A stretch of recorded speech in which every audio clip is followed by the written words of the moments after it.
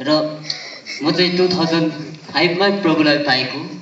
मैले यस्तो सानोदेखि नै परमेश्वरको सत्य कुरालाई खोजी गर्थेँ र सत्य कुरा पाएको पनि थिएँ र मैले सत्य कुरा खोज्दा खोज्दा परमेश्वरको धेरै दान वरदानहरूलाई पाएको थिएँ र पनि म सानो उमेरमा परमेश्वरको दान वरदान पाएको हुनाले गर्दा कति कुरा परमेश्वरले मलाई देखाउनु भयो र मैले भन्दै जाँदाखेरि त्यो कुरा पछाडि आएर सबै त्यो अगमबानीहरू पुरा भयो र मलाई हेलचक्रे गरेको कारणले गर्दा मैले परमेश्वरलाई मेरो हृदयमा राख्न सकेन र त्यो मेरो जति पनि वरदानहरू थियो मैले गुमाइपठाएको थिएँ र मैले चाहिँ जसरी यो जोसमा आएर फर्स्ट सेसनमा बसिरहेको थिएँ। फर्स्ट सेसनमा बस्दाखेरि केही पनि भएन।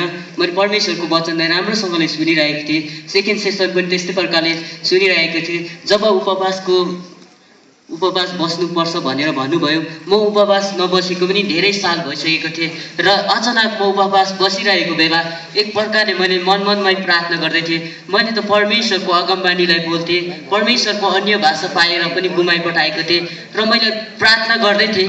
अचानक मेरो शिरमा चाहिँ एउटा आगो जस्तो देखा पर्यो र मेरो शरीरबाट एउटा म जस्तै मान्छे चाहिँ निक्लेर माटोमा पुर्यो र त्यहाँ चाहिँ खरानी भएर भस्म भयो र मैले एउटा नयाँ अन्य भाषा फेरि मैले परमेश्वरबाट पाउन सकेँ र मलाई परमेश्वरले भन्नुभयो, तँलाई चाहिँ मैले मेरो कामको लागि छुट्याएको थिएँ, तँ चाहिँ योना जस्तै भाग्दै थिएस्, तर तँ चाहिँ मेरो वचनदेखि त कहिले पनि भाग्नु पाउने छैन, तैँले मेरो काम गर्नै पर्छ भनेर परमेश्वरले भन्नुभयो र मैले पनि अघि जब यहाँ तेल लाएर प्रार्थना गर्दै थियो मैले यस्तो सम्झेर आएको थिएँ, आज चाहिँ म लड्दिनँ होला भनेर भनिरहेको थिएँ। अचानक प्रार्थना गर्दै थियो, अचानक म लडेर बिएसी भयो। त्यति बेला मैले के दर्शन देखेँ भने धेरै हजारौँ स्वर्गदूतहरू देखेँ र परमेश्वरको महिमा गरिरहेको देखेँ र अबदेखि मैले निर्णय गरेँ कि जति पनि परमेश्वरबाट पाएको दान वरदान छ म अब चाहिँ यसलाई अगाडि बढाउने छु भनेर मैले निर्णय राख्दै